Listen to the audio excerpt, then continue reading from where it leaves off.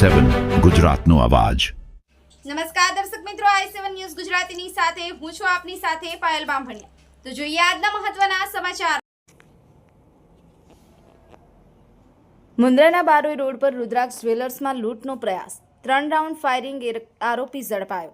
મુન્દ્રા તાલુકાના બારોઈ રોડ પર આવેલ રુદ્રાક્ષ જ્વેલર્સ સોનાની દુકાનમાં લૂંટ કરનારના ઈરાદે સાથે 4 અજાણ્યા શખ્સોએ ઘટનાને અંજામ આપવાનો પ્રયાસ કર્યો હતો। ઘટનાની વિગત મુજબ આરોપીઓએ પૂર્વ આયોજન મુજબ દુકાનમાં પ્રવેશ કર્યો અને લૂંટની તૈયારી શરૂ કરી હતી। આ દરમિયાન દુકાનદારે હિંમત દાખવી અને એક આરોપીને પકડી પાડ્યો હતો। પોતાનો સાથી ઝડપાઈ જતા અન્ય 3 આરોપીઓએ દુકાનમાં ભય ફેલાવવા માટે 3 રાઉન્ડ ગોળીબાર કર્યો હતો। ગોળીબારથી વિસ્તારમાં અફરાતફરી મચી ગઈ હતી, જ્યારે લોકોમાં ભયનો માહોલ સર્જાયો હતો।